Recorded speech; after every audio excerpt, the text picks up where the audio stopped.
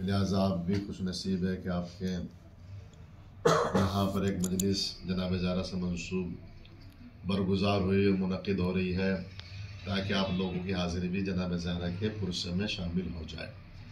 جناب زہرا سلام اللہ علیہ یوں تو اگر عمر کے اعتبار سے دیکھے 18 سال کی عمر ہے، مگر 18 سال کی عمر میں بی بی کے اتنے فضائل ہے کہ جو انسان کی عقل سے باہر ہے، یعنی انسان کی عقل میں وہ فضائل سمٹ جانا بڑا مشکل ہے۔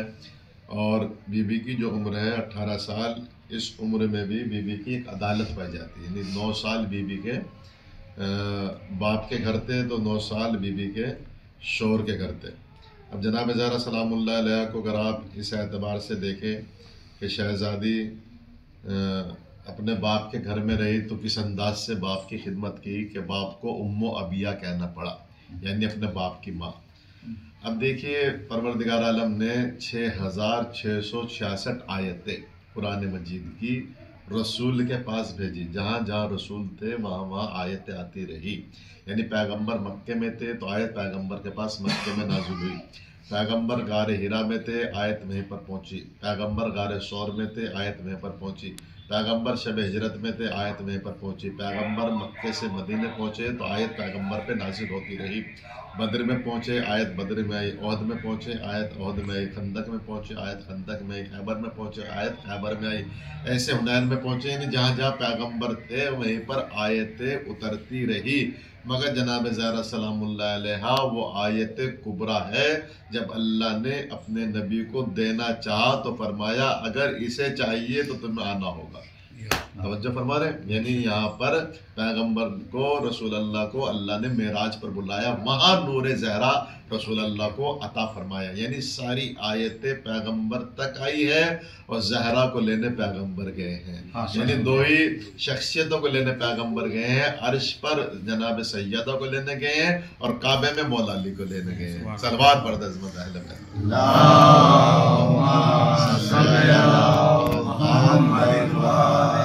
اور یہ سورہ کوثر کب نازل ہوا کہ جب لوگوں نے کافروں نے حضور کو طعنے دینا شروع کیے کہ آپ مقتول نسل ہے، یعنی آپ کی نسل نہیں چلے گی اور آپ کی نسل جو ہے منقطع ہے، تو حضور ناراض ہوئے، پریشان ہوئے، غمزدہ ہوئے، غمگین ہوئے، تو اللہ نے تسکین قلب مصطفیٰ کے لیے اس سورہ کو نازل فرمایا اور کہا انا اعطیناک الکوثر، میرے نبی ہم نے آپ کو کوثر عطا فرمایا، فصلی لربک، اور جب آپ کو کوثر مل گیا تو آپ اپنے رب کی نماز پڑھیے، منہر اور قربانی کیجیے، انا شانیہ هو الابتر، میرے نبی تو ابتر نہیں ہے، تیرے دشمن ابتر ہے، یعنی جو تجھے ابتر کے طعنے دے رہے ہیں وہ ابتر ہے، تو ابتر نہیں، ہم نے تمہیں کوثر عطا فرمایا۔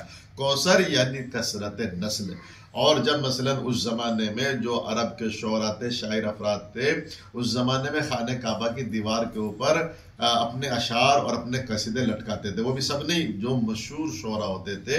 تو جب یہ سورہ کوثر نازل ہوا، پیغمبر نے خانہ کعبہ کی دیوار کے اوپر سورہ کوثر کو معلق فرما دیا، ٹھیک ہے۔ اب جب عرب کے شعراء آئے تو دیکھا سورہ کوثر کو انا اعطیناک الکوثر فصلی لربک وانحر ان شانیک هو الابتر، تو کہنے لیں ما ھذا کلام البشر، یعنی کسی بشر کا کلام ہے، جبکہ قرآن کا سب سے چھوٹا سورہ ہے، سب سے چھوٹا سورہ، جب سب سے چھوٹے سورے کا عرب والے جواب نہیں لا سکتے، اور یہ کوثر جناب زہرا سے منسوب سورہ ہے، تو جب لوگ یعنی کوثر کا جواب نہیں لا سکتے تو جو مصداق کوثر ہو جناب زہرا اس کا کیا جواب لے کر آئیں گے؟ فرمایا ہم نے آپ کو کوثر عطا فرمایا، فصلی لربک، تو آپ نماز پڑھیے اور قربان دیجیے، اور آپ کا دشمن ابتر ہے، ٹھیک ہے۔ اب پیغمبر کا دشمن کون تھا؟ مومن تھا یا کافر تھا؟ کافر تھے نا، مشرک تھے پیغمبر کا دشمن۔ اور یہ فرمایا اس میں کہ آپ کا دشمن ابتر ہے، اس کا مطلب جو بھی پیغمبر کا دشمن ہے اس کی نسل نہیں چلے گی، اور پیغمبر کا دشمن کون ہے؟ کافر ہے، ٹھیک ہے۔ تو اس کا مطلب قرآن سے یہ بات ثابت ہوئی ہے کافر کی نسل نہیں چلتی، ٹھیک ہے۔ تو مسلمان اگر اسی سورہ پہ غور کر لیتے تو ایمان ابو طالب سمجھ میں آ جاتا ہے، پہلے قرآن میں آیا ہے کافر کی نسل نہیں چلے گی، تو ابو طالب کیسا کافر ہے جس کی نسل پوری دنیا میں سبحان اللہ، سبحان اللہ۔ توجہ فرمان، جتنے بھی آج مثلا سعادات ہے، چاہے وہ مثلا نقوی سعادات ہو، تقوی سعادات ہو، چاہے رضوی ہو، چاہے وہ موسوی ہو، کاظمی ہو، جعفری ہو، زیدی ہو، عابدی ہو، حسنی ہو، حسینی، سب کا شجرہ کہاں تک پہنچتا ہے؟ حضرت ابو طالب علیہ السلام تک. تو قرآن میں پتہ چلا کافر کی نسل نہیں چلے گی. تو اللہ نے جناب ابو طالب کی نسل ایسی عطا فرمائی ہے، پوری کائنات میں ایسی نسل کسی کو ملی نہیں. یا رسول اللہ کو ملی ہے یا جناب ابو طالب کو ملی ہے. یعنی پوری کائنات میں جس کا بیٹا قائم ہے اسے قائم کہتے ہیں. سبحان اللہ. بیٹے کو قائم کہتے ہیں. تو لہٰذا میں عرض کر رہا جناب زہرا سلام اللہ علیہ یعنی 18 سال کی عمر ہے، مگر کائنات میں جناب زہرا جیسی خاتون نہیں آئی، بلکہ انبیاء میں جناب زہرا کی مثال نہیں ہے. انبیاء کے اندر امام صادق علیہ السلام نے ارشاد فرمایا محمد وآل محمد ما تکاملت نبوت لنبی حتی اقرّا بفضلها و محبتہ. کسی نبی کی نبوت مکمل نہ ہو سکی جب تک اس نے جناب زہرا کی محبت اور فضیلت کا اقرار نہ کیا. یعنی کسی نبی کی نبوت منزل تکمیل اور منزل کمال تک نہ پہنچی جب تک اس نے جناب زہرا کی فضیلت اور محبت کا اقرار نہ کیا. تو جب کوئی نبی بغیر زہرا کے نبی مکمل نہیں ہو سکتا تو کوئی مسلمان مکمل اسلام کیسے رکھ سکتا ہے؟ اور جناب زہرا سلام اللہ علیہ یعنی رسول اللہ نے فرمایا لو لم یخلق اللہ علیا لما کانت لفاطمہ کفو آدم ومن دونہ. اگر اللہ علی کو پیدا نہ کرتا تو فاطمہ کا کوئی کفو نہ ہوتا، نہ آدم ہوتے اور نہ آدم کے علاوہ ہوتا. کفو کسے کہتے ہیں؟ کفو کا یعنی ترجمہ بہت سے کہتے ہیں شوہر. کفو کا مطلب شور کے نہیں ہے، توجہ فرما. کفو کا مطلب جیسے اللہ نے قرآن فرمایا قل هو اللہ احد اللہ الصمد لم یلد ولم یولد ولم یکن له کفوا احد. یعنی اللہ اسے کہتے ہیں جس کا کوئی کفو نہیں ہے. کفو کا مطلب ہوتا ہے ہم پلہ، ہم وزن، یعنی جس کا رتبہ برابر ہو اسے کفو کہتے ہیں، جس کا جو مرتبے برابر ہو اسے کفو کہتے ہیں. عظمت میں برابر ہو، فضیلت میں برابر ہو، رتبے میں برابر ہو، کمال میں برابر ہو اور اعجاز میں برابر ہو اسے کہتے ہیں کفو. یعنی یہ فرمایا اگر علی نہ ہوتے فاطمہ کا کوئی کفو نہ ہوتا، نہ آدم ہوتے نہ آدم کے علاوہ ہوتے. اب مثلا اس جملے کو وہی کہہ سکتا ہے کہ جس نے آدم کا علم دیکھا ہو، نوح کا تقویٰ دیکھا ہو، ابراہیم کی خلت کو دیکھا ہو، موسیٰ کی حیبت کو دیکھا ہو، عیسیٰ کا زہد دیکھا ہو، یوسف کا جمال دیکھا ہو، یعقوب کا صبر دیکھا ہو، سلیمان کی سلطنت کو دیکھا ہو، یعقوب کا لحم دیکھا ہو. یعنی صف انبیاء میں کیونکہ رسول کہنے والے کون ہے؟ کیونکہ اول مخلوق ہے. یعنی جب کائنات میں کچھ نہ تھا رسول اللہ تھے. نہ زمین تھی، نہ زمان، نہ کون تھا، نہ مکان، نہ چرند، نہ پرند، نہ درند، نہ نباتات، نہ جمادات، نہ دریا، نہ صحرا، نہ کہکشاں، نہ سورج، نہ چاند، نہ سلسبیل، نہ جنت، نہ جہنم، کچھ نہ تھا. رسول اللہ تھے. کیوں؟ رسول کون ہے؟ اول مخلوق ہے. رسول کون ہے؟ عقل اول، خلق اول، خلق اول، اسم اول، جسم اول. کائنات کا سب سے پہلی مخلوق کا نام مصطفیٰ. تو اس کا مطلب کائنات نہیں بنی تھی، رسول اللہ موجود تھے. اور حضور نے یہ فرمایا کنت نبیا وآدم بین الماء والطین. میں اس وقت بھی نبی تھا جب آدم آب و گل کے درمیان تھے. یعنی اس کا مطلب آدم کا پتلا نہیں بنا تھا، مصطفیٰ موجود تھے. آدم کے پتلا کب بنا؟ رسول اللہ نے دیکھا. آدم مسجود ملائکہ کب بنے؟ رسول اللہ نے دیکھا. آدم کو فرشتوں نے سجدہ کب کیا؟ رسول اللہ نے دیکھا. یعنی اس کا مطلب آدم کے سر پہ جب تاج خلافت رکھا جا رہا تھا مصطفیٰ موجود تھے. آدم کو علم ملا، مصطفیٰ موجود تھے. نوح نے سفینہ کیسے چلایا؟ رسول اللہ نے دیکھا. ابراہیم نار نمرودی میں کیسے گئے؟ رسول اللہ نے دیکھا. موسیٰ نے اپنے عصا کو اژدہا کیسے بنایا؟ رسول اللہ نے دیکھا. موسیٰ نے دریا میں راستے کیسے پیدا کیا؟ رسول اللہ نے دیکھا. توجہ ہے نا. یوسف کا جمال کیسا تھا؟ مصطفیٰ نے دیکھا. یعقوب کا صبر کیسا تھا؟ مصطفیٰ نے دیکھا. سلیمان کی سلطنت کیسی تھی؟ مصطفیٰ نے دیکھا. داؤد کا لہن کیسا تھا؟ مصطفیٰ نے دیکھا. عیسیٰ کا زہد کیسا تھا؟ مصطفیٰ نے دیکھا. اب صف انبیاء میں کمالات انبیاء کو رسول اللہ نے دیکھا، پھر اپنی بیٹی کے کمالات کو دیکھا. کفو کے معنی کیا؟ ہم پلہ ہو، ہم وزن ہو، ہم مرتبہ ہو، ہم رتبہ ہو. تو جب پیغمبر نے اپنی بیٹی کو دیکھا صف انبیاء میں نظر کو دوڑایا، یعنی صف انبیاء میں انبیاء کے کمالات کو دیکھا، بیوی کے کمالات سے ملایا، تو آدم کا علم کم تھا، زہرا کا زیادہ تھا. تقویٰ کم تھا، زہرا کا زیادہ تھا. ابراہیم کی معرفت کم تھی، زہرا کی زیادہ تھی. یوسف کا جمال کم تھا، زہرا کا زیادہ تھا. یعقوب کا صبر کم تھا، سیدہ کا زیادہ تھا.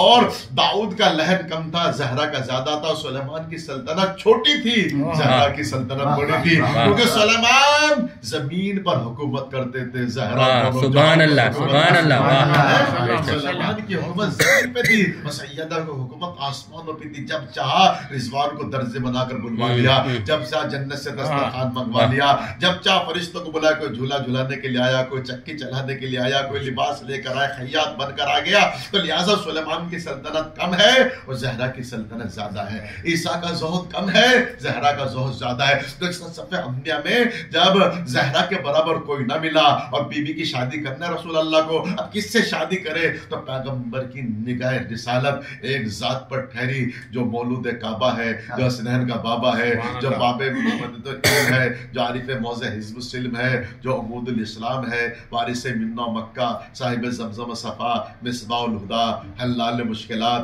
صاحب معجزات، مولا کائنات، فاتح خیبر، مالک تسلیم و کوثر، ساقی میخانہ وحدت، کلیم ثنا حکمت، گوہر درخشا، برج انما، آئینہ دار جمال، احمد مختار، صاحب ذوالفقار، استاد جبرائیل، متاع رضا رب جلیل، نخت بحر گلشن، خلیل کل ایما، کلمۃ الرحمٰ، مفسر قرآن، نفس سید المرسلین، قاتل ناقصین والبارقین، امام المتقین، یعصوب الدین، خطیب منبر سلونی، عالم علم ربانی، عامل منزلت ہارونی، شاہد سوار بدر احد، طواف گائے عقل و خرد، ممدوح لسان رب الصمد، مسیح رسول الثقلین، امام القبلتین، اسد اللہ، غالب علی کل غالب، حضرت علی ابن ابی طالب، صلوات اللہم صلی علی محمد وعلی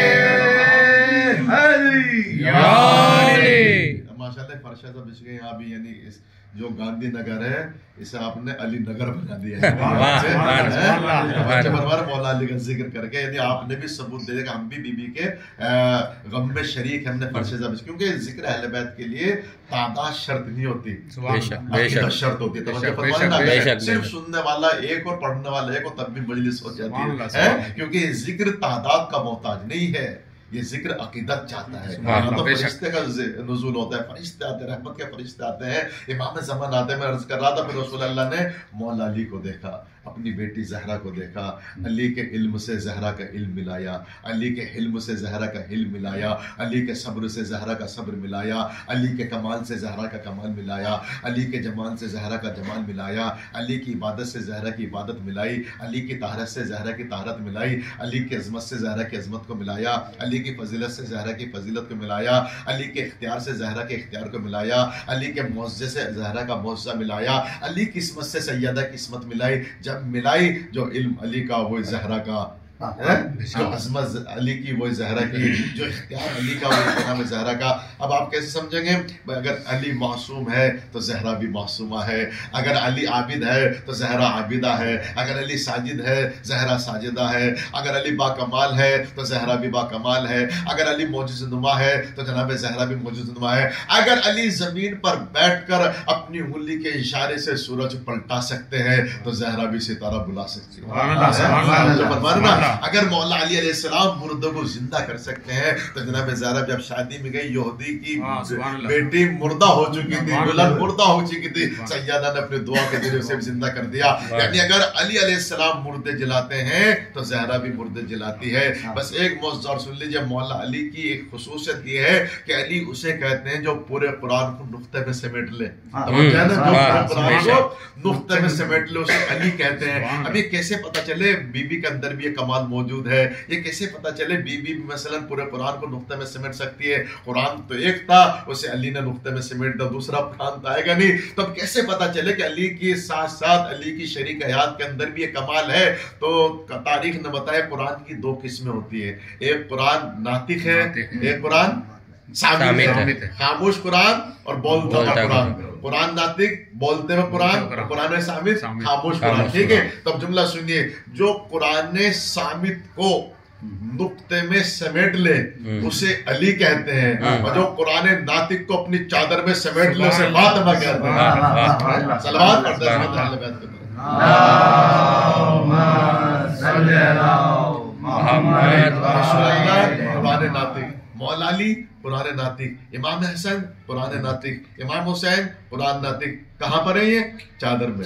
چادر کیسے؟ سر پر آئے تو پیر تک نہ پہنچے، پیروں تک آئے تو سر تک نہ پہنچے، یعنی جو قرآن ناطق کو اپنی چادر میں سمیٹ لو اسے بی بی فاطمہ کہتے ہیں۔ توجہ فرما رہے۔ اب دیکھیں مثلا اگر علی نہ ہوتے، میرے بیٹے کا کوئی کفر نہ ہوتا، نہ آدم ہوتے، نہ آدم کے علاوہ کوئی ہوتا، تو رسول اللہ نے آدم کا نام کیوں لیا؟ آدم تو انسانوں کے باپ ہے نا۔ اور دادا کا دادا بھی ہو تب بھی وہ محرم ہوتا ہے. یعنی ایک لڑکی اپنے دادا کی ہمسر نہیں بن سکتی, دادا کے دادا کی نہیں بن سکتی, کیونکہ اولاد سے باپ کی شادی نہیں ہو سکتا. وجہ نا پھر یہ کیوں کہا آدم فاطمہ کے کفو نہیں ہو سکتے؟ اس کا مطلب یہ جملہ بتا رہا ہے کہ جناب زہرا آدم کی نسل سے نہیں ہے. توجہ فرما رہے نا, یعنی جناب زہرا کو اللہ نے صلب میں نہیں رکھا, معراج پر رسول اللہ کو ڈائریکٹ نور جناب زہرا دیا. توجہ فرما رہے, ڈائریکٹ, یعنی یہ نور اسلام میں نہیں رکھا گیا, صلب آدم یا صلب نوح میں نہیں, بلکہ پروردگار عالم نے کہا نبی اگر تجھے نور چاہیے تو ہمارے پاس آنا ہوگا. اب دیکھیں جناب زہرا سلام اللہ علیہ جو دنیا میں تشریف لائی ہے نا, پیدا ہوتے ہی بی بی نے کہا اشہد ان لا الہ الا اللہ وحدہ لا شریک لہ واشہد ان ابی محمد رسول اللہ واشہد ان بعلی علی ولی اللہ, میں گواہی دیتی ہوں اللہ کے علاوہ کوئی خدا نہیں ہے, اور میرے بابا محمد اللہ کے رسول ہے, اور میرا شوہر علی اللہ کا ولی. یہ پیدا ہوتے بی بی بولی تاکہ دنیا سمجھ لے کہ اگر علی نے پیدا ہوتے ہی قرآن سنایا ہے تو زہرا بھی وہ جو پیدا ہوتے کلام کر رہی ہے. مولا علی نے پیدا ہوتے قرآن سنایا, تورات سنے, زبور سنے. اچھا یہ کہا کہ میں گواہی دیتی ہوں اللہ کے علاوہ کوئی خدا نہیں, سمجھ میں آتا ہے. میں گواہی دیتی ہوں کہ میرا بابا اللہ کے رسول ہے, یہ بھی سمجھ میں آتا ہے. یہ جملہ کہنا میں گواہی دیتی ہوں میرا شوہر اللہ کا ولی ہے, ابھی تو پیدا ہو رہی بی بی اور کہہ رہی میں گواہی دیتی ہوں میرا شوہر اللہ کا ولی ہے.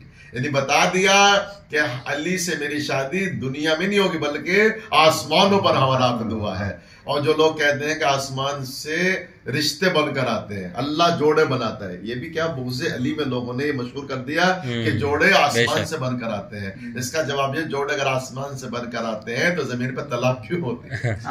توجہ فرمائیں, یعنی صرف اور صرف ایک ہی جوڑا بن کر آسمان سے مولا علی کا جناب زہرا کا جوڑا بن کر آیا. اب دنیا نے اس کو کم کرنے کے لیے جوڑا آسمان سے بن کر, جوڑے آسمان سے صرف ایک جوڑا بنا, کس کا؟ مولا علی کا اور جناب زہرا کا. ورنہ اگر اللہ جوڑا بنا رہا ہے تو دیکھ کے بنائے گا نا, تو پھر طلاق کیوں ہوتی ہے؟ یہ طلاق ہونا اس بات کی دلیل ہے کہ جوڑے آسمان سے نہیں بنتے, یہی بنتے ہیں. انسان اپنی مرضی سے رشتہ بھیجتا ہے, رشتے قبول ہوتے ہیں, ٹھیک ہے نا. تو اب جناب زہرا سلام اللہ علیہ یعنی اپنے باپ کے گھر 9 سال تک رہی. 9 سال کے بعد پھر جب شادی ہوئی نا مولا علی کے ساتھ, تو مولا علی کے ساتھ رخصتی ہوئی ہے, اور جب اگلے دن رسول اللہ اپنی بیٹی سے ملنے کے لیے گئے, ملاقات کے لیے, تو مولا علی سے پوچھا یا علی کیفا وجدتا ابنتی فاطمہ, علی یہ بتاؤ تم نے میری بیٹی فاطمہ کو کیسا پایا؟ سوال کیا رسول اللہ نے, جواب دیا میرے مولا نے جواب دیا نعم العون علی طاعت اللہ, یا رسول اللہ میں نے فاطمہ کو اللہ کی عبادت میں مددگار پایا. ابھی تو ایک ہی دن ہوا ہے شادی کو, کیا کہا؟ میں نے فاطمہ کو اللہ کی عبادت میں مددگار پایا. کس علی نے فرمایا یہ؟ اس علی نے فرمایا جس کا ذکر بھی عبادت ہے, جس کے چہرے پہ دیکھنا عبادت ہے, جس سے محبت کرنا عبادت ہے, اور جس کی ایک ضربت ثقلین کی عبادت سے افضل ہو جائے, تو جو ایسے عابد کی عبادت میں مدد کا سبب بن جائے اسے زہرا کہے. ہمارا یعنی آپ دیکھیں کیا فرمایا, نعم العون, عون کیا معنی ہے؟ مدد. نعم العون علی طاعت اللہ, بہترین مددگار پایا میں نے اللہ کی عبادت میں. یہ لفظ عون آپ نے سنا ہے کبھی کہیں اور؟ نعت علی میں آیا, بسم اللہ الرحمن الرحیم, نعت علیت مظہر العجائب تجد ہو اللہ کا, ٹھیک ہے. اے علی آپ, اے رسول آپ علی کو پکارو خیبر میں جو مظہر عجائب ہے. جب آپ علی کو پکاریں گے تجد ہو, تو آپ علی کو پاؤ گے اون اللہ کا, اپنے لیے مددگار. یعنی جو مصطفیٰ کے لیے مددگار ہو اسے علی کہتے ہیں, جو علی کے لیے مددگار بن جائے اسے فاطمہ کہتے ہیں, اسے فاطمہ کہتے ہیں. یعنی جو کائنات کے مشکل کشا کے لیے بھی مددگار ثابت ہو جائے اس بیوی کو فاطمہ. عورت کے 3 رخ ہوتے ہیں, یا بیٹی ہے, یا بیوی ہے, یا ماں ہے. ان تینوں رخوں سے جناب زہرا کو ملازم کرنا ہے کہ جناب زہرا ان تینوں رخوں کے اعتبار سے یعنی کتنی باعظمت خاتون ہے. رسول اللہ نے حدیث میں ارشاد فرمایا البنون نعمت والبنات رحمت, بیٹے جو ہوتے ہیں اپنے ماں باپ کے لیے باعث نعمت ہوتے ہیں, اور بیٹے اپنے ماں باپ کے لیے رحمت ہوتی ہے. ٹھیک ہے, بیٹیاں کیا ہوتی ہے؟ رحمت ہوتی ہے. تو ہر بیٹی اپنے باپ کے لیے رحمت ہے, ٹھیک ہے نا. ہر بیٹی, چاہے وہ جاہل کی بیٹی ہو, عالم کی بیٹی ہو, پڑھے لکھے کی بیٹی ہو, کسی نبی کی بیٹی ہو, کسی امام کی بیٹی ہو, جو بیٹی ہوگی اپنے باپ کے لیے رحمت ہوگی. اب دیکھو جناب زہرا کس کی بیٹی ہے؟ ماشاءاللہ کس کی ہے؟ جس کے بارے میں اللہ نے قرآن فرمایا ما ارسلناک الا رحمت للعالمین، اے میرے نبی ہم نے آپ کو عالمین کے لیے رحمت بنا کر بھیجا۔ عالمین یعنی ما سوی اللہ، جو بھی اللہ کے علاوہ ہے وہ سب عالمین میں ہے، یعنی جس کا اللہ رب ہے اس کے لیے مصطفیٰ رحمت ہے، یعنی جو کائنات کے لیے رحمت بن کر آئے اسے رسول کہتے ہیں، اور جو رسول کے لیے رحمت بن کر آ جائے اسے بطول کہتے ہیں۔ یعنی اس کا مطلب جو رحمت کے لیے رحمت ہو اس بی بی کا نام فاطمہ، ٹھیک ہے، یعنی بیٹی کے اعتبار سے باپ کے لیہ رحمت بن گئی، مصطفیٰ کے لیے رحمت بن گئی۔ اور جب شادی ہوئی ہے تو حضور نے فرمایا من تزوجا احرزا نصف دینہی فلیتق اللہ نصف الاخر، جس شخص نے شادی کی اس کا آدھا دین بچ گیا، سبحان اللہ، جس نے شادی کی اس کا کیا ہو گیا؟ آدھا دین بچ گیا۔ آدھے دین میں وہ اللہ سے ڈرے، تقوی اختیار کرے، یعنی اس کا مطلب یہ کہ جو بھی شادی کرتا ہے اس کا آدھا دین بچ جاتا ہے، یعنی اس کا مطلب بیویاں اپنے شوہر کے آدھے دین کی ضامن ہوتی ہے، یعنی بیوی کی وجہ سے شوہر کا آدھا دین بچ جاتا ہے۔ اب دیکھو جناب زہرا بیوی کس کی ہے؟ کس کی ہے؟ کل ایمان کی، لذت نہیں کیا ہم نے جملے میں، یعنی جو کل ایمان کے آدھے دین کو بچا لے اسے فاطمہ فرما رہے۔ اچھا ماں کس کی ہے جناب زہرا؟ تین لوگ مانا، یا تو بیٹی ہے یا بیوی ہے، ماں کس کی ہے؟ حسنین کی، حسنین قریبین، ٹھیک ہے۔ رسول نے فرمایا الجنت تحت اقدام الامہات، جنت کہاں ہے؟ ماں کے پیر کے نیچے، قدموں کے نیچے ہے، ٹھیک ہے۔ تو ہر بیٹے کی جنت ماں کے قدموں کے نیچے ہے۔ حسنین کی جنت کہاں ہے؟ بی بی کے قدموں کے نیچے، پیروں کے نیچے۔ حسنین کون ہے؟ جن کے بارے میں رسول نے فرمایا الحسن والحسین سیدہ شباب اہل جنت، حسن اور حسین جوانان جنت کے سردار ہے، یعنی اس کا مطلب جو بھی جنت میں جائے گا حسنین کی سرداری میں رہے گا، یعنی سارے مومنین کی جنت حسنین کے پاس ہے اور حسنین کی جنت بی بی کے قدموں میں ہے۔ تو بی بی کو ملازم فرمایا، یعنی بی بی 18 سال کی عمر اور فضائل اور عظمت اور کمالات کا کیا سمندر ہے جناب زہرا سلام اللہ علیہ۔ اب دیکھیے مثلا رسول اللہ اپنی بیٹی کے لیے احترام میں کھڑے ہوتے تھے، احترام میں۔ باپ کے اوپر اولاد کا احترام نہیں ہوتا، اولاد کے لیے باپ کا احترام ہوتا ہے، پھر رسول اللہ کیوں اٹھتے تھے احترام میں؟ توجہ فرما رہے، بیٹی کا احترام اگر باپ کے اوپر لازم ہوتا تو آج بھی شریعت میں، مصطفیٰ کی شریعت میں ہر بیٹی کے احترام میں باپ پر اٹھنا واجب ہوتا، اور واجب نہ ہوتا کم سے کم سنت تو ہوتا۔ بھائی پیغمبر جو عمل کرتے ہیں واجب ہوتا ہے، سنت ہوتا ہے، تو آج ہمارے معاشرے میں کوئی بیٹی کا احترام اٹھتا ہے؟ نہیں اٹھتا۔ تو رسول اللہ تو اٹھے، تو پھر آپ کیوں نہیں اٹھتے؟ بھائی رسول کا جو عمل ہوتا ہے یا واجب ہے یا مستحب ہے، ٹھیک ہے نا، سنت ہے، تو پھر پیغمبر نے مثلا یہ احترام میں کیوں اٹھے؟ اس کی مثال بھی سمجھ لیجئے، کیونکہ اللہ نے جناب رسالت مآب کو یہ اپنی بارگاہ سے بلند تحفہ عطا فرمایا۔ جناب زہرا کیا؟ اللہ کی طرف سے تحفہ ہے، عطیہ۔ اچھا آپ مثلا اگر آپ کو کوئی چھوٹا، آپ سے چھوٹا کوئی تحفہ دے، آپ بیٹھے بیٹھے لے لیں گے، کوئی دے آپ کو تحفہ بیٹھے بیٹھے، لیکن اگر دینے والا بڑا ہوگا پھر کیا کریں گے؟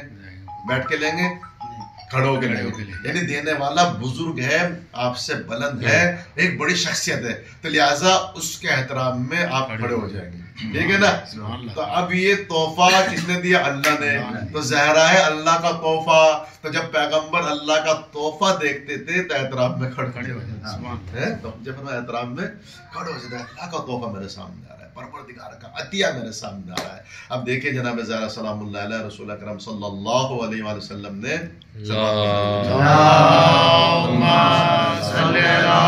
محمد وآل محمد لو کامن الحسن شخصا لکانت فاطمہ بل حیا اعظم ان ابنت فاطمہ خیر اہل الارض انصرا و شرفا و کرما۔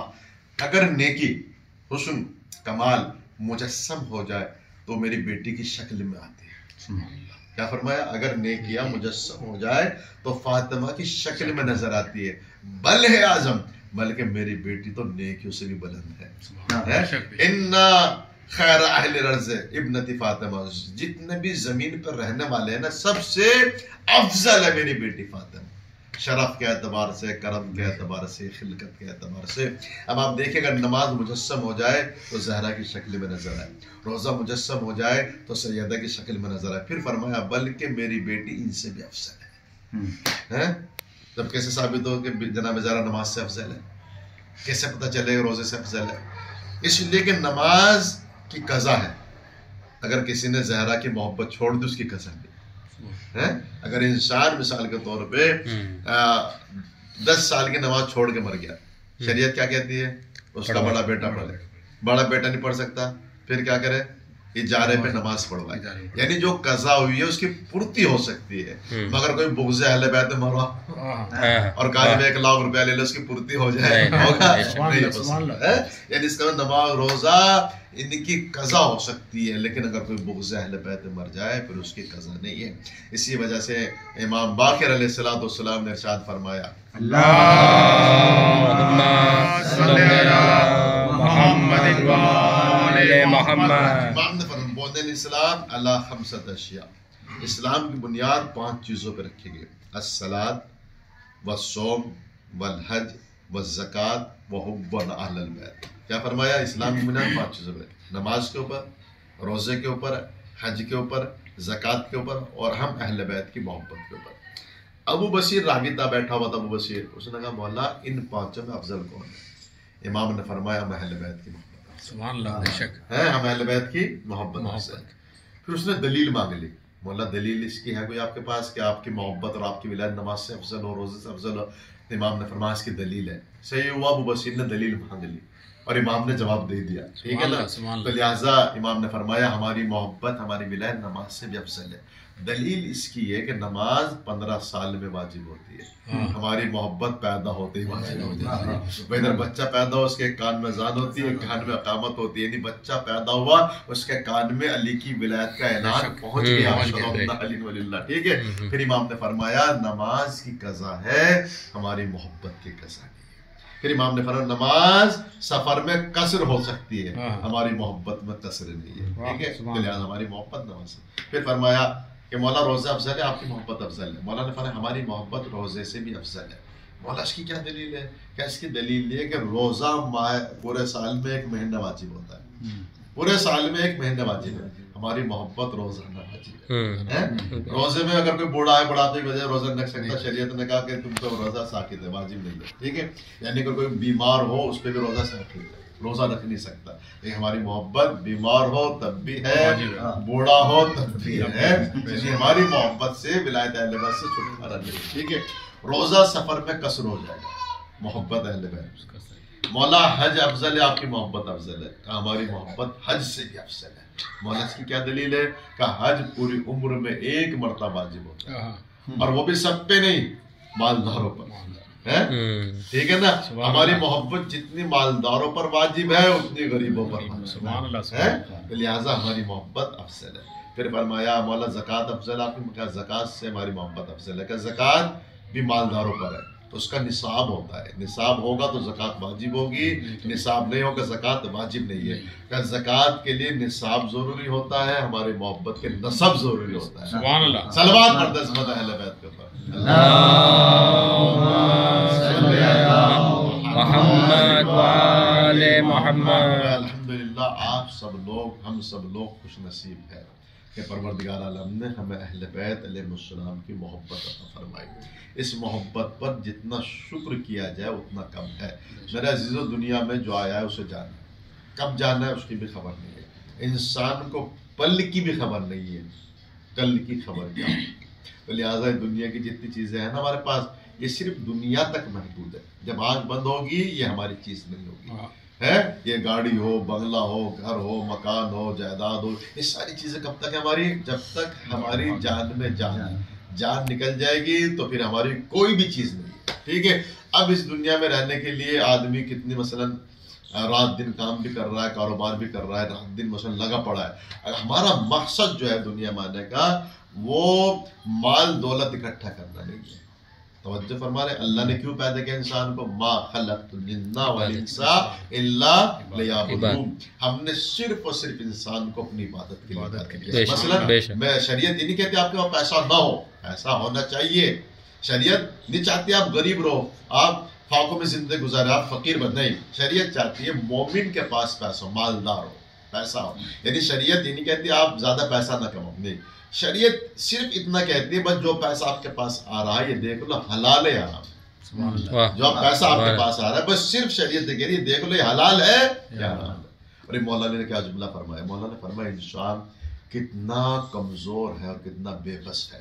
اب جو آپ پیسہ کما رہے ہیں مثلا یا تو حلال ہوگا یا حرام ہوگا، دو صورت ہے نا، یا حلال ہوگا یا حرام۔ مولانا نے فرمایا انسان جو پیسہ حلال کما رہا ہے اس میں حساب کتاب دے گا، یعنی حلال میں حساب ہے، ٹھیک ہے، حرام میں عذاب ہے، یعنی اگر پیسہ حرام طریقے سے کمایا اس میں تو عذاب ملے گا، حلال میں بھی حساب رکھتا ہے، حلال میں حساب ہے کہاں سے کمایا، کیسے کمایا پھر خرچ کیسے کیا۔ توجہ فرمائیں، ہمارے پاس جو پیسہ ہے نا وہ ہمارا نہیں ہے صرف کہ ہم اس سے لے کے بیٹھ، نہیں، اس کے اندر دیکھو حقوق ہے، فقیروں کے، غریبوں کے، بیواؤں کے، یتیموں کے، خمس ہے، زکوٰۃ ہے، تمام چیزیں وہ دیکھو ہماری ادا ہو رہی یا نہیں ہو رہی۔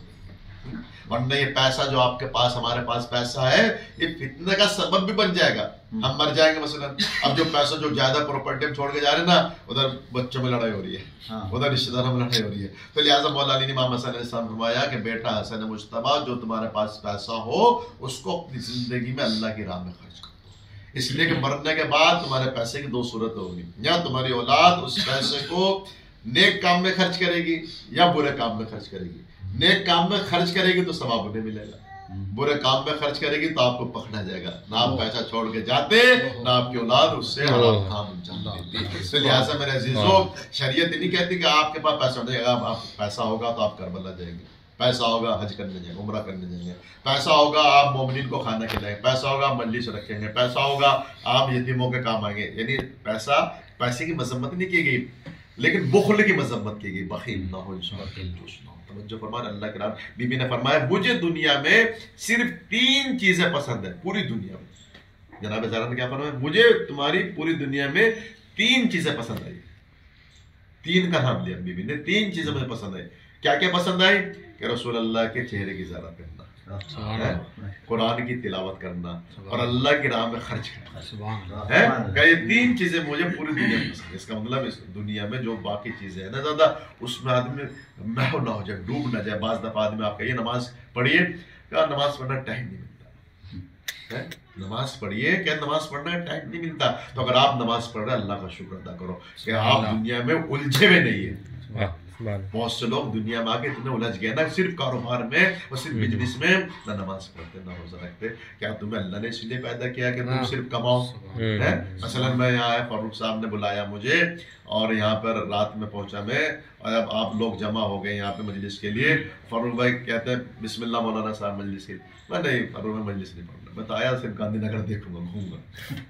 کیا مولانا صاحب آپ کو مجلس کے لیے بولا، آپ کا آنے کا مقصد یا مجلس تھا، گھمانا نہیں تھا، بلکہ بات گھوم بھی لو، ٹھیک ہے نا، لیکن مقصد کیا ہے آنے کا؟ مجلس ہے۔ تو ایسے ہی اللہ نے انسان کو پیدا کیا، مقصد بتایا عبادت کا۔ سبحان اللہ۔ وہ الگ بات ہے آدمی دنیا میں رہ کے مثلا آدمی گھومے پھرے، سیر کرے، اللہ کی مخلوقات کو دیکھے ملے، ورنہ مقصد اللہ ہے انسان کا اللہ کی عبادت کرنا۔ اچھا عبادت کسے کہتے ہیں؟ عبادت کی تعریف کیا ہے؟ عبادت کیا ہے؟ صرف مصلی بیٹھنا عبادت ہے، روزہ رکھنا عبادت ہے۔ اگر آپ مثلا مصلی بیٹھے ہیں اور زیادہ رکوع سجدہ کر رہے ہیں، یہ سوچ کے لوگ سمجھے میں بہت بڑا عابد ہوں، میری تعریف کرے۔ اگر آپ نماز لوگوں کی تعریف کے لیے پڑھ رہے ہیں تو شریعت نے کیا کہا اسے؟ ریاکاری کا عمل قبول نہیں ہوتا۔ اگر آپ روزہ رکھ کے سمجھ کے لوگ میری تعریف میں بڑا مومن آدمی ہے تو یہ بھی عبادت نہیں ہے، ٹھیک ہے؟ یعنی مصلی پر زیادہ دیر بیٹھنا یہ عبادت نہیں ہے۔ عبادت کسے کہتے ہیں؟ عبادت کی ڈیفینیشن کیا ہے؟ عبادت کی تعریف کیا ہے؟ تو عبادت کی تعریف وہی بتا سکتا ہے نا جن کا ذکر کرنا عبادت ہو، جن سے محبت کرنا عبادت ہو۔ آپ کو معلوم ہے مولا علی علیہ السلام پوری رات اللہ کی عبادت کرتے تھے۔ پڑوسی کہتا ہے کہ علی کی تکبیروں کی آواز ہم لوگ سنتے تھے، 1000 تکبیر کی آواز آتی تھی، پوری رات عبادت کرتے تھے۔ مگر جب رسول اللہ نے شب ہجرت فرمایا علی میرے بستر پہ سو جاؤ، مولا نے کیا فرمایا کہ علی میرے بستر پر سو جاؤ. مولا نے فرمایا یا رسول اللہ کیا میرے سونے سے آپ کی جان بچ جائے گی؟ یہ نہیں فرمایا یا رسول اللہ اگر میں سو گیا تو عبادت کیسے کروں گا، اگر میں سو گیا تو رکوع کیسے کروں گا، اگر میں سو گیا تو سجدے کیسے کروں گا، اگر میں سو گیا نماز شب کیسے پڑھوں گا. نہیں، اگر اللہ کی رضا سونے میں ہے تو سونا عبادت ہے. سبحان اللہ سبحان اللہ. یعنی دیکھیں اللہ کی رضا کس چیز میں ہے. اگر اللہ کی رضا، اگر اس کا تقرب، اگر اس کی خوشنودی سونے میں ہے، ہمارا تو عمل اللہ کے لیے، ہم بیٹھتے تو اللہ کے لیے، ہم چلتے ہیں تو اللہ کے لیے، ہم بولتے ہیں تو اللہ کے لیے، ہماری تلوار چلتی ہے تو بھی اللہ کے لیے، رکتی ہے تو بھی اللہ. اللہ کی اگر خلافت علی کا حق تھی تو علی نے تلوار کیوں نہیں اٹھائی؟ ہے نا، السلام کی تلوار وہ علی کے لیے نہیں اٹھتی، وہ اللہ کے لیے اٹھتی ہے، وہ پروردگار کے لیے اٹھتی ہے. مولا علی جنگ خندق میں امر کے سینے پہ سوار ہوئے، اس نے کیا کیا؟ لعاب پھینکا تو مولا علی نے کیا کیا؟ اتر گئے. اصحاب نے کہا رسول اللہ کتنا اچھا موقع تھا علی کے پاس، دشمن کے سینے اتر آئے. کہ خود ہی پوچھ رہا علی سے کہ علی آپ دشمن کے سینے پہ سوار تھے، اتر کیوں گئے؟ کہ اس نے لعاب دہن پھینکا، مجھے غصہ آ گیا، اگر میں اسے اس وقت قتل کر دیتا تو اپنے لیے کرتا، تلوار تو اللہ کی ہے. اب مثلا مولا علی کی تلوار یعنی جو شیر خدا ہے، جو حیدر کرار ہے، جو فاتح خیبر ہے، جو قاتل مرو انتر ہے، اس علی نے تلوار کیوں اٹھائی؟ اللہ کی رضا کے لیے، پروردگار عالم کی رضا کے لیے. ورنہ علی نے جب 25 سال کے بعد تلوار اٹھائی نا، کیونکہ مولا علی تین خلافت جو چلی نا وہ 25 سال چلی، ٹھیک ہے نا. 25 سال کے بعد جب مولا علی تک خلافت پہنچی ہے تو پہلی جنگ کون سی ہوئی ہے؟ جنگ جمل، دوسری صفین، تیسری نہروان، ٹھیک ہے. اب مولا علی علیہ السلام نے 25 سال کے بعد تلوار چلائی تو وہی تلوار تھی جو خیبر والی. جب بتائیے مثلا بھائی مولا علی 25 سال پہلے اور جوان تھے، مثلا 25 سال کے بعد تو بڑھاپے کی طرف جا رہے تھے نا، لیکن جب علی نے تلوار چلائی ہے صفین میں، صفین میں ایک رات آئی جس کا نام ہے لیلۃ الحریر، ٹھیک ہے. اس میں پوری رات جنگ ہوئی، اس میں مالک استر نے 999 قتل کیے اور مولا علی نے 1000 قتل کیے. تو مالک نے سوچا کہ ایک اور کر دیتا تو میری بھی تعداد 1000 کے برابر ہے. تو جیسے ہی اس کے ذہن میں یہ بات آئی تو مالک نے مالک سے کہا مالک کیا سوچ رہے ہو؟ سبحان اللہ، ماشاء اللہ، بولو سلامت رہے آپ کو. مالک نے مالک سے کہا مالک کیا سوچ رہے ہو؟ مالک نے کہا مالک کچھ بھی نہیں. کہا مالک اپنے مالک سے چھپا رہے ہو، تمہارے ذہن میں یہ ہے نا اگر ایک اور قتل کر دیتا تو میری تعداد بھی علی کے برابر ہو جاتی. ہاں مولا ذہن میں آ گیا. کہا مالک تیری تلوار میں میری تلوار میں فرق ہے. مولا کیا فرق ہے؟ کہ تیرے سامنے جو آ گیا اسے کاٹ دیا، نسلوں کو دیکھ کے چل رہے. سبحان اللہ، تلوار پر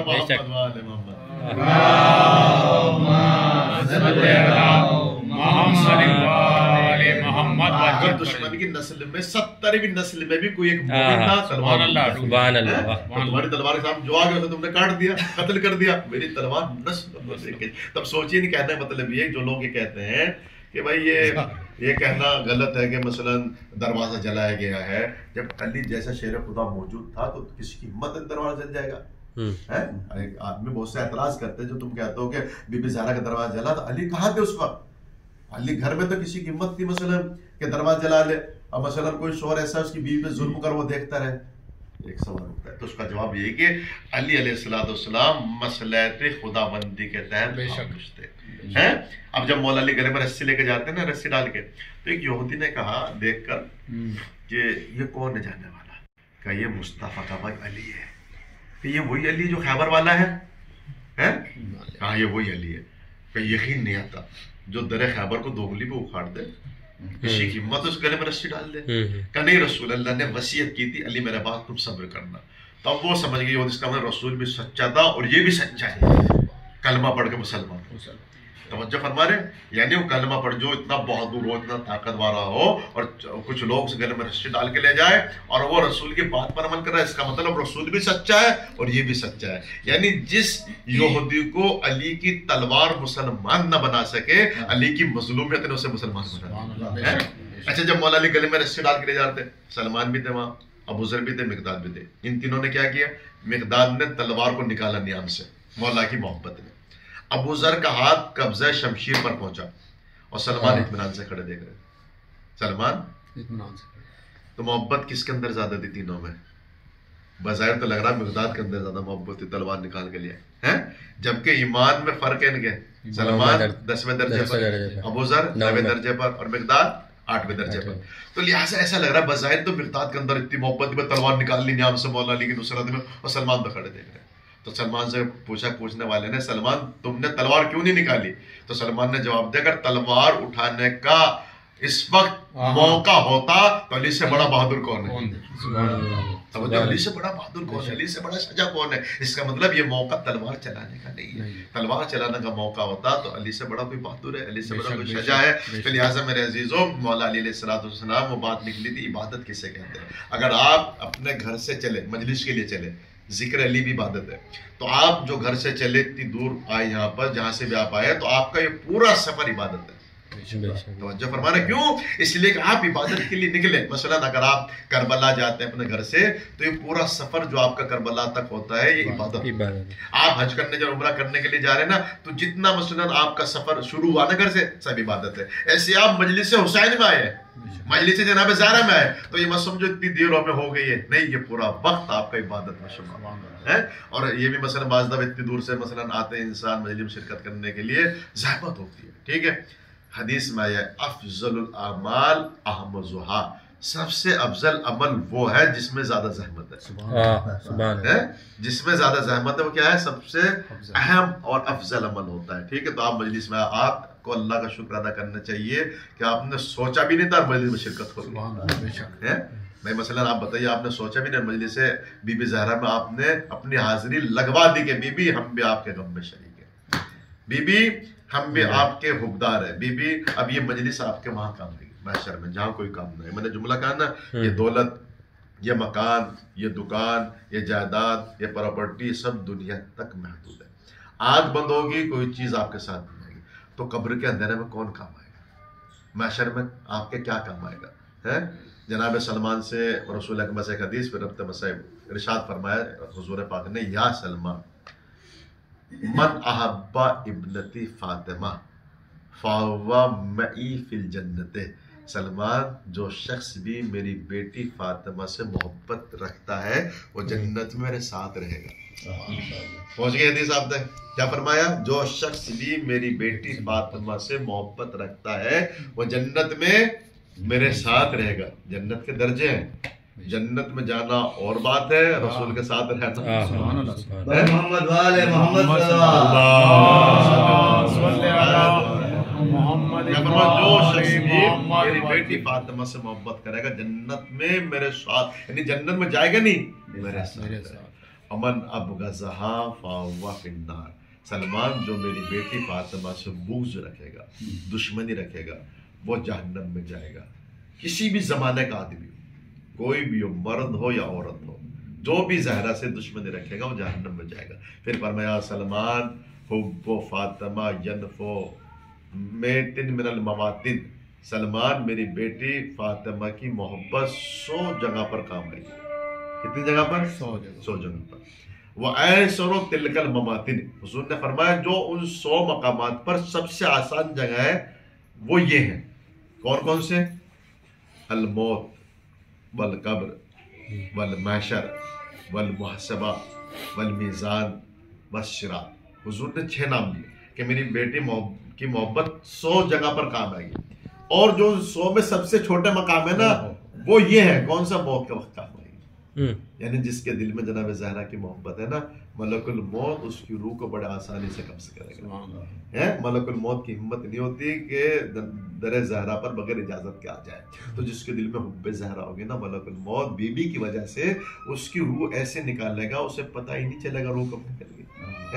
بی بی کی محبت, آپ مجلس میں ہے نا, یہ سمجھو بی بی کی محبت کا ثبوت پیش کر رہے ہیں کہ ہم لوگ اس وقت جمع ہو گئے.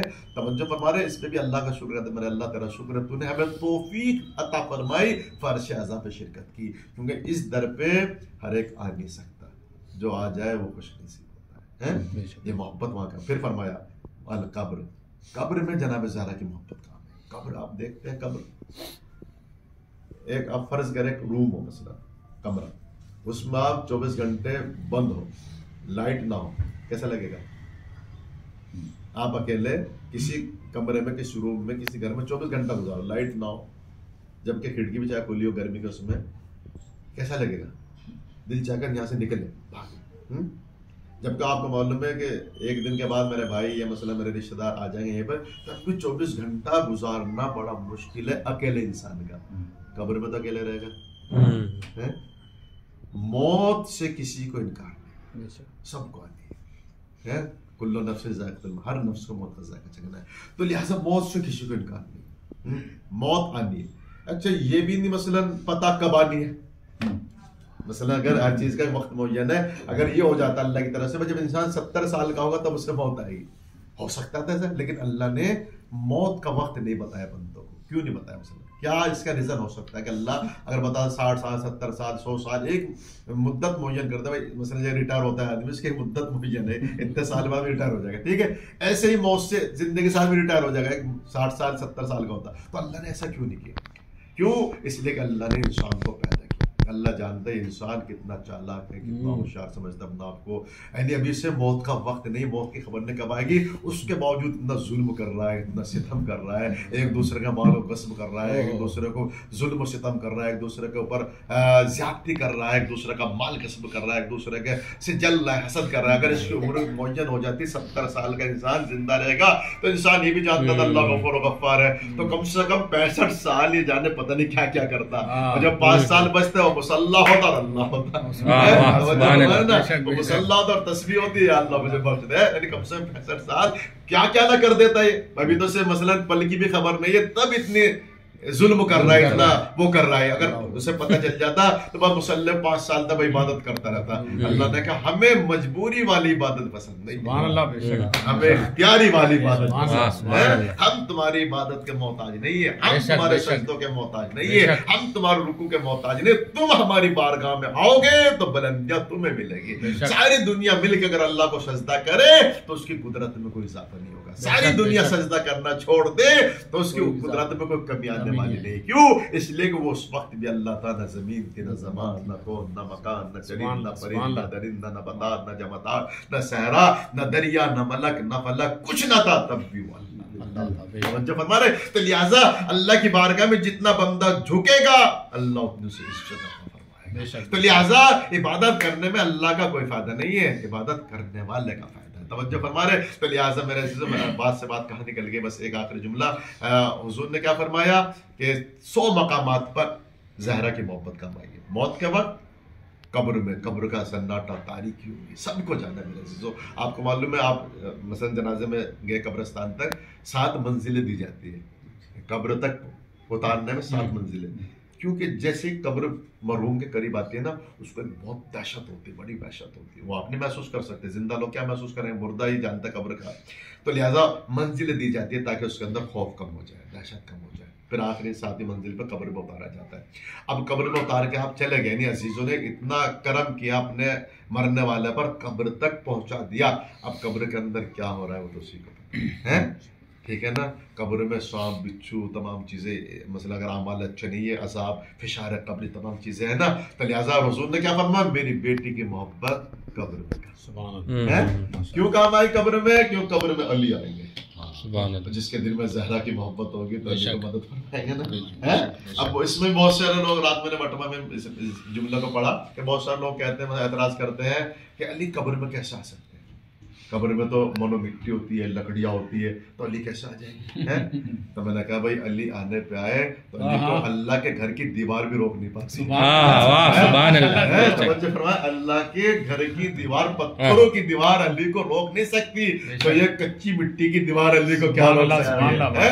اچھا پھر آدمی کہتے ہیں بہت سارے لوگ کہ بھائی نماز پڑھو، روزہ رکھو، ورنہ تمہاری قبر میں سانپ آ جائے گا. ڈراتے ہیں لوگوں کو سانپ آ جائے گا. سانپ کیسے آ جائے گا بھائی اس میں قبر میں؟ تب مٹی نہیں ہے، تب لکڑے نہیں ہے. یعنی تمہیں سانپ کے آنے کا یقین ہے جو گہوارے میں کلے اجدر کو چیر دے، جو گہوارے میں کلے اجدر کو چیر ڈالے، اس کا یقین نہیں ہے. تو لہٰذا قبر میں کام آئے گی بی بی کی محبت. کیوں؟ مولا لے آئے گا تو جس کے دل میں زہرا کی محبت ہوگی تو مولا اس کی مدد. پھر مولا نے فرمایا وَعِندَ الْمَحْشَرِ، محشر میں کام آئے گی بی بی کی محبت. محشر میں نفس نفس کا عالم ہوگا.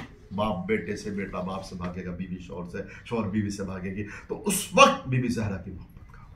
پھر فرمایا عند المیزان، جب میزان پہ ترازو میں اعمال تل رہے ہوں گے تو جب اعمال نامے میں حب زہرا کا وزن ہوگا ترازو کا پلہ بھاری ہو جائے گا.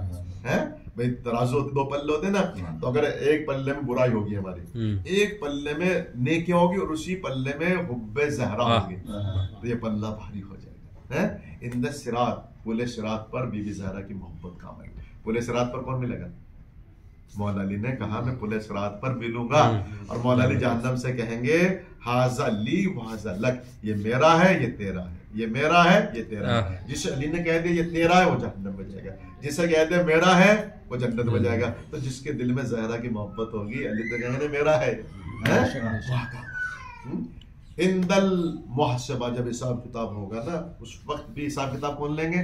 مولا علی. تو جس کے دل میں بی بی کی محبت ہوگی اس کا حساب بالکل آسانی سے. ٹھیک ہے, یہ 6 نام لیے رسول اللہ نے, کہ یہ 6 مقامات چھوٹے ہیں, ابھی 94 مقام ہو رہا ہے جہاں بی بی کی محبت کام آئے گی. یعنی جو تاریخ میں آئے بھی نہیں, حضور نے فرمایا 100 مقامات پر میری بیٹی کی محبت کام آئے گی, اور وہ جب چھوٹے ایسے ہیں تو بڑے کیسے ہوں گے؟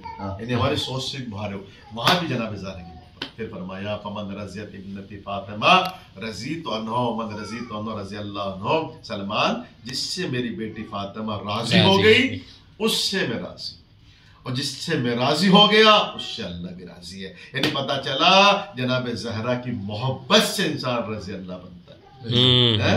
جو بھی مسلمان کسی کو بھی رضی اللہ کہے ہمیں کیا اعتراض ہے؟ دل چاہے کہو, کسی کو بھی کہو, ابو جہل کو کہہ دو میں کیا فرق پڑا, ٹھیک ہے, لیکن یہ دیکھ لو کہ پہلے اس کے دل میں زہرا کی محبت ہے یا نہیں. اگر علی کی یا بی بی زہرا کی محبت نہیں ہے تو زبانی رضی اللہ ہے, حقیقت میں رضی اللہ ہے. رضی اللہ کون ہے؟ جس کے دل میں سیدہ کی محبت. پھر فرمایا من غضبت علی ابنتی فاطمہ غضبت علیہ من غضبت علیہ غضب اللہ علیہ, جس سے میری زہرا ناراض ہو جائے اس سے میں ناراض ہوں, اور جس سے میں ناراض ہوں اس سے اللہ ناراض. یعنی اس کا مطلب زہرا کی رضا رضا ہے پروردگار, زہرا کا غضب پروردگار کا غضب. خود جناب رسول خدا نے فرمایا فاطمہ تو ان اللہ لا یغضب لغضبک ویرضا لرضاک. اے فاطمہ, اللہ تیرے غضبناک سے غضب ہوتا ہے, تیری رضا سے اللہ راضی ہو. تو جس کی رضا بھی رضا پروردگار ہو, جس کا غضب غضب الہی ہو. بی بی کے القابات میں 2 لقب ہے, ایک راضیہ ہے اور ایک مرضیہ. راضیہ کسے کہتے ہیں؟ راضیہ یعنی جو اللہ سے راضی ہو, مرضیہ جس سے اللہ راضی ہو. 2 لقب ہے. آیت میں ہے, اس میں یہ آیت نفس المطمئنہ ارجعی الی ربک راضیۃ مرضیہ. یہ نفس مطمئنہ پلٹ آ اپنے رب کی طرف, اور تو اپنے رب سے راضی, تیرا رب تجھ سے راضی. یہ کس کی شان میں آتا ہے؟ یہ مولا حسین کی. ماشاء اللہ, پروردگار آپ لوگ سلامت رکھیں. یہ کہاں پر آئی آیت؟ آیت تو پہلے نازل ہو چکی تھی, لیکن یہ کربلا میں آیت گونج رہی تھی فضاؤں میں, اے نفس مطمئنہ پلٹ آ اپنے رب کی طرف, تیرا رب تجھ سے راضی اور تو اپنے رب سے راضی. تو امام حسین نے یہ 2 لفظ امام حسین کے لیے آئی, راضیہ اور مرضیہ.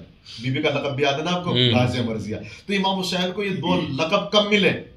جب 71 قربانی, علی اکبر, علی اصغر, جناب عباس, یعنی 71 قربانیاں دے اور وہ زخموں سے چور ہو جائے, تب 2 لفظ ملتے ہیں, حسین تو راضیہ بھی ہے اور مرضیہ بھی ہے. نہ جانے بی بی زہرا نے گھر کے اندر رہ کر کون سا کام کیا کہ راضیہ بھی بن گئی اور مرضیہ بھی, گھر کے اندر. تو جو اتنی عظیم بی بی ہو مگر لوگوں نے اس بی بی کی قدر نہ کی. جس دروازے ملک الموت بھی اجازت کے لیے کھڑا ہو اسی دروازے پہ آگ لگائی. جس دروازے پہ رسولوں کا سردار سلام کرنے کے لیے اس پر آگ و لکڑیاں جمع کر دی. جس دروازے پر فرشتے یتیم مسکین اسیر بن کر آئے. اب کسی کا کوئی مر جاتا ہے نا آپ کے معاشرے میں, ہمارے معاشرے میں, تو رسم دنیا کے اسے پرسہ دیا جاتا ہے. اچھا کہ کوئی بڑی شخصیت مرتی ہے تو لوگ اور زیادہ آ جاتے ہیں, نہیں آتے. تو سب سے بڑی شخصیت ہے رسول اللہ کی, تو لہٰذا پرسے کا ماحول ایسا ہوتا, مدینہ میں پیر رکھنے کی جگہ نہ ہوتی اور رسول کی بیٹی کو ان کے بابا کا پرسہ دیا جاتا. ٹھیک ہے, ہمارا کوئی مرتا ہے عزیز, ہم بھی نہیں سوچتے کہ نا بھائی فلاں رشتہ دار آئیں گے پرسہ, اگر کوئی نہ ہے تو ہم ناراض ہوتے, بھائی تو ہمارے باپ کے مرنے پہ نہیں آئے. ٹھیک ہے نا, یہ ہمارا رسم دنیا ہے. اب جناب زہرا کے جس کے باپ نے مسلمانوں کو کلمہ پڑھوایا اور 23 سال اسلام کی تبلیغ کی, کیا اس بی بی کو انتظار نہیں تھا کہ میرا بابا کلمہ پڑھنے والے میرے گھر آئیں گے پرسہ دینے کے لیے، ہوگا نا؟ لیکن آئے کیسے آئے؟ آگ اور لکڑی لے کر، کہا کہ زہرا علی کو گھر سے نکال لو ورنہ دروازے میں۔ بی بی نے فرمایا کیا تم اس گھر میں آگ لگاؤ گے جس گھر میں رسول کے بیٹے حسن و حسین بھی رہتے ہیں؟ بی بی کی شہادت آج پہلی تاریخ ہو گئی، بس کل شب شہادت ہے، اپنا 2-4 آنسو نکال کے بی بی کے بارگاہ میں پرسہ پیش کر دیے، امام زمانہ کو پرسہ دے ان کی جدہ ماجدہ کا، مولا ہم گناہگاروں کا پرسہ قبول فرمائے۔ کہا کہ کوئی بھی ہو آپ علی کو نکالو ان دروازے میں آگ لگا دیں۔ بات ہو ہی رہی تھی، دروازے میں آگ لگ گئی، دروازہ جلتا رہا، رسول کی بیٹی در و دیوار کے درمیان آ گئی۔ عزادارو جب دروازہ جلا تو ایک ملعون نے دروازے پہ ٹھوکر ماری اور وہ جلا ہوا دروازہ بی بی کے اوپر گر گیا، دروازے میں کیل تھی، بی بی کے سینے میں پیوست ہو گئی، اور جناب زہرا سلام اللہ علیہ زمین پر یہ کہہ کے گر گئی، فضا مجھے سہارا دے دو، میرا بچہ مارا گیا، میرا محسن مارا گیا۔ اور یہ کہہ کہ بی بی زہرا زمین پر گری، ظالم گھر کے اندر آئے اور مولا علی گلے میں رسی ڈال کے لے جانے لگے۔ جناب زہرا نے مولا علی کی ابا کا دامن تھاما کہ میرے شوہر کو نہ لے جاؤ، داماد رسول کو نہ لے جاؤ، میرے بچوں کو یتیم نہ کرو۔ زہرا نے ابا کا دامن تھاما، ایک ملعون نے اپنے غلام سے کہا کنفوز سے کنفوز زہرا سے علی کے ابا کا دامن چھڑاؤ۔ سنو کہ اس ملعون نے تلوار کا غلاف نکالا اور جناب زہرا کے بازو میں مارنا شروع کر دیا، اور مغیرہ ملعون اس نے تازیہ نہ اٹھایا اور بی بی کے اوپر مارنا شروع کر دیا۔ یعنی کنفوز اور مغیرہ نے اتنے تازیہ نے مارے کہ زہرا کہا پھر کبھی بلند نہ ہو سکا، کبھی اس آج سے تصویر نہ پڑھ سکی، بی بی بے ہوش ہو گئی۔ جب بی بی کو ہوش آیا تو کہا فضا علی نظر نہیں آتے، کہا شہزادی مولا کے گلے میں رسی ڈال کے لے گئے، اب بی بی بھول گئی میرا بچہ مارا گیا، میری پسلیاں ٹوٹ گئی ہے۔ جناب زہرا نے سر پہ چادر کو لیا، اب جو دیکھا علی کے گلے پہ ظالم تلوار رکھے کھڑے تو کہہ رہے تھے علی بیعت کرو ورنہ ہم تمہیں قتل کر دیں گے۔ جب بی بی زہرا نے منظر دیکھا تو ایک جملہ کہا خلو ابا الحسن، علی کو چھوڑ دو ورنہ سر کے بال پریشان کر دوں گی۔ وہ جملہ کہنا تھا، مسجد نبوی کی دیواریں بلند ہو گئی، مدینے کی زمین کو زلزلہ آ گیا، لوگوں نے کہا علی کو چھوڑ دو ورنہ قیامت آ جائے گی، تو لوگوں نے مولا علی کو چھوڑ دیا۔ بی بی مولا کو اپنے گھر لے کر آ گئی۔ میں ہاتھ جوڑ کر عرض کروں گا بی بی آپ سے علی کے گلے پہ تلوار برداشت نہ ہوئی، لیکن آئیے کربلا شمر کا خنجر ہے اور حسین کا گلا ہے، اور بی بی زینب کی فریاد ہے ہائے میرا باجا ہے حسین زیبا ہو رہا ہے، ہائے میرا حسین زیبا ہو رہا ہے۔ کلمہ پڑھنے والے تماشا لے کر رونا تو اسی بات پر آتا ہے کہ بی بی اور اہل بیت کو رلانے والے قتل کرنے والے مسلمان ہی تھے۔ وہ وقت بھی قریب تھا، یہ دن بی بی کی شہادت کے دن، جناب زہرا کی شہادت، 2 دن بچے بی بی کی شہادت میں۔ جناب زہرا ایک دن مولا سے کہنے لگی یا علی غسلنی باللیل، علی مجھے رات میں غسل دینا، کفنی باللیل رات میں کفن دینا، دفنی باللیل رات میں دفن کر دینا۔ بی بی نے مسجد کی رات میں دفن کر دینا۔ اور وہ وقت بھی آیا کہ جب آخری دن تھا نا بی بی کی شہادت کا دن تھا، خود ہی بی بی گھر میں جھاڑو لگا رہی ہے، حسنین کو نہلا رہی ہے بی بی، اور پھر بی بی نے بچوں سے کہا جاؤ اپنے نانا قبر پہ جاؤ، اور اسما سے کہا اسما اب میرا وقت آ گیا، اسما جب تک حجرے سے تسبیح تحلیل کی آواز ہے سمجھ رسول کی بیٹی زندہ ہے، اگر یہ آواز رک جائے سمجھ لے رسول کی بیٹی دنیا سے رخصت ہو گئی۔ اور اسما جب میرے بچے گھر آئے انہیں مجھے شہادت کی خبر نہ دینا، پہلے دسترخوان لگا دینا، انہیں کھانا کھلانا، پھر میری شہادت کی خبر سنانا۔ اسما آواز سنتی رہی، لیکن وہ وقت بھی آیا آواز رکی، اسما تڑپی آئے بنت رسول دنیا سے رخصت ہو گئی۔ اسما نے دسترخوان لگایا، حسنین آئے، کہا بچوں بسم اللہ کھانا کھا لو۔ تو ایک مرتبہ حسنین نے کہا اسما کیا کبھی ایسا ہوا ہم نے بغیر ماں کے کھانا کھایا؟ اسما کیسے کھانا کھا کہ نہیں شہزادو آپ کھانا کھا لو، آپ کی والدہ حجرے میں آرام فرما رہی ہے۔ حسنین نے کہا اسما یہ کیوں نہیں کہتی ہم یتیم ہو گئے؟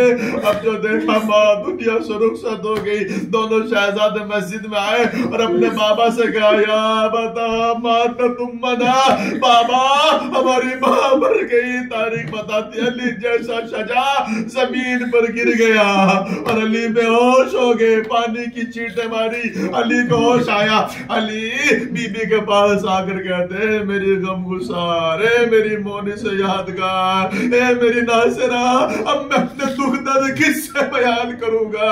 अज़ादारों वक्त भी आया, मौला ने बीबी को गुस्ल देना चाहा। सुनेंगे आप, मौला कुछ देर पहले कह रहे थे बच्चों से, बच्चों चीखे मार के ना रोना, ताकि किसी को खबर ना हो जाए कि आपकी माँ दुनिया से चली गई।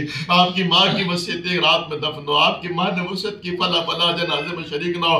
तो बीबी के बच्चे अपनी आस्तीनों को अपने दांतों से दबा के रो रहे थे, लेकिन अली अलैहिस्सलाम जब गुस्ल देने चीख मार के रो रहे थे। यानी जो अली अपने बच्चों से कह रहे चीखे मार के ना रोना, खुद बुलंद आवाज से रोने लगे। सलमान ने कहा ऐ मेरे मौला, ऐ मेरे साबिर मौला, ऐ फातिह खैबर मौला, आपको कभी ऐसे रोता हमने कभी नहीं देखा। तो मेरे मौला ने कहा सलमान कैसे चीखे मार के न रो, जब मैं ज़हरा को गुस्ल दे रहा था तो मेरा हाथ उस जगह पर आया कि ज़हरा की पसलियां टूटी थी। सलमान ज़हरा की पसलियां टूटी है और एक मर्तबा मुझसे लगा सैयदा की पसलियां। आपको मालूम किसी की हड्डी टूट जाए तो उसे दर्द कितना होता है। कुम में मासूम कुम में खतीब मौलाना मसाइब पढ़ रहे थे, बीबी की पसलियां टूटी है। मसाइब खत्म में लोग अपने घरों को जाने लगे। एक शख्स था जो बहुत रो रहा था, तो खतीब कहने लगे भाई सब चले गए, रो के चुप हो गए, तुम्हें कौन सी मुसीबत जो रुला रही है। कहा हुजूर मैं हड्डियों का डॉक्टर हूँ, आपने कहा ज़हरा की पसलियां टूटी है, तो मुझे मालूम है किसी की पसलियां टूट जाए वो सांस लेता है तब भी दर्द होता है, सांस निकालता है तब भी दर्द होता है। तो मैं सोच कर रो रहा हूँ कि बीबी ने 3 महीने कैसे सांस लिया होगा। अज़ादारों मौला ने गुस्ल बस आखिरी जुमला मौला अली को अहले बैत को पुरसा पेश कर, इमाम ज़माना को पुरसा हो जाए और अपना अश्कों का नजराना बीबी के बारगाह में पेश कर दिया। आखिरी जुमला मौला ने कफन भी पहना दिया। फिर बच्चों से कहा मेरे बच्चों अपनी माँ को विदा करो, खुदा हाफिज़ को। इमाम हसन ने कहा अम्मा खुदा हाफिज़, बीबी ज़ैनब कुलसूम ने कहा अम्मा खुदा हाफिज़। इमाम हुसैन घर के कोने में बैठे थे।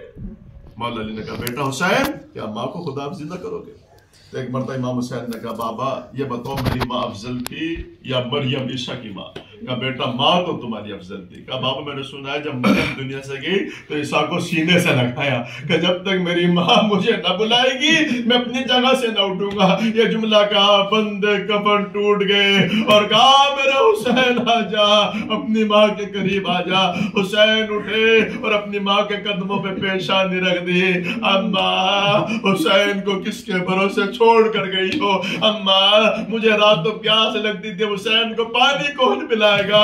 अम्मा आपके बगैर हुसैन जिंदा कैसे रहेगा। हुसैन फरियाद करते रोते हैं। उधर आसमान पर आसमान के फरिश्ते रोने लगे, हाय हुसैन की मज़लूमियत, हाय ज़हरा का जनाजा। अल्लाह ने जिब्रील को भेजकर कहा अली से कह दो हुसैन को जुदा कर दो। कि आसमान के फरिश्ते बेचैन हो गए। अज़ादारों मौला अली ने इमाम हुसैन को जुदा किया। बस आखिरी जुमला और मसाइब की आखिरी मंजिल है, इमाम हुसैन को जुदा किया। इमाम हुसैन ने जाते जाते एक जुमला कहा, अम्मा जैसे हुसैन आखिरी वक्त में आपके पास आ गया, वादा करो जब मेरा आखिरी वक्त होगा आप भी आ जाइएगी। अज़ादारों 11 हिजरी में वादा हुआ, 61 हिजरी का आशूर का दिन नमोदार हुआ। अब्बास मारे गए, अली अकबर मारे गए, अली असगर मारे गए और मोहम्मद मारे गए। कासिम का लाशा पामाल हो गया। हुसैन तलवारों से जख्मी है, तीरों से जख्मी है। हुसैन जीन से जमीन पर आने वाले हैं। बकी का रुक करके कहा अम्मा वक्त वफा आ गया, नशेब से आवाज आजा मेरे हुसैन। सयालम अल्लज़ीना ज़लमू अय्या मुनक़लिबिन यनक़लिबून अला लानतुल्लाह अला क़ौमिज़ ज़ालिमीन। लानल्लाहु क़ातिलीक व ज़ालिमीक व ज़ालिमीक व ग़ासिल हक़्क़िक या मौलाती या सय्यदती या फ़ातिमत ज़हरा या वजदन इंदल्लाह इश्फ़ई लना इंदल्लाह इलाही लहक़ ज़हरा बिहा बालिहा बनीहा। सलावत व सलाम अलैहि मजमून। परवरदिगार हमारी मुख्तसर से इबादत कबूल फरमा। मेरा अल्लाह जो आके अहले बैत गम में शकबार उजना को अपनी रहमत का नुज़ूल फरमा। मेरा अल्लाह हमारे गुनाह ने कबीरा और सगीरा को माफ़ फरमा। परवरदिगार हाज़िरीन में जितने भी मोमिनीन मौजूद है परवरदिगार इनकी शरई हाजात को अपनी बारगाह में कबूल मकबूल फरमा। मेरे अल्लाह हाज़िरीन को बीमारी बला आफात से महफूज फरमा। मेरे अल्लाह इस जगह पर ज़िक्र अहले बैत व ज़िक्र अहले बैत के सदक़े में इस जगह पर अपनी रहमत के फरिश्तों का नुज़ूल फरमा। परवरदिगार आलम جہاں کی بھی اہل بیت کے چاہنے والے اہل بیت کا نام لینے والے افراد موجود، ان کی جان مال عزت آبرو کی حفاظت فرما، علماء حق کی حفاظت فرما، اہل بیت کا دفاع کرنے والے تمام افراد کی حفاظت فرما۔ میرے اللہ جو مومنین اہل بیت کے ذکر کا اہتمام کرتے ہیں ان کے رزق میں برکت عطا فرما۔ میرے اللہ تجھے واسطہ اہل بیت کا میرا مالک جنت البقیع میں ائمۃ البقیع ملائمہ کے روزے کی تعمیر کا اسباب فراہم فرما، اور ہم سب کو جنت البقیع کی ذات نصیب فرما۔ میرے اللہ دعا میں دعا یہ ہے کہ پروردگار اپنی آخری حجت جناب زہرا کے بیٹے امام زمانہ کے ظہور میں تعجیل فرما، اور ہم سبھی کو امام کے آوان انصار میں شامل فرما۔ ربنا تقبل منا انک انت السمیع العلیم۔ آپ حضرات سے گزارش ہے کہ مرتبہ سورہ علم اور 3 مرتبہ سورہ اخلاص کی تلاوت فرما کے فروخ بھائی کے والدین ان کے عزیز و قریب دنیا سے گئے، اور اپنے بھی اپنے مرحومین کو یاد کرتے ہوئے، اور جن مومنین کے لیے کوئی سورہ فاتحہ پڑھنے والا نہیں ان سب کے لیے 1 مرتبہ سورہ علم اور 3 مرتبہ سورہ اخلاص کی تلاوت فرما کے ثواب احسان فرما۔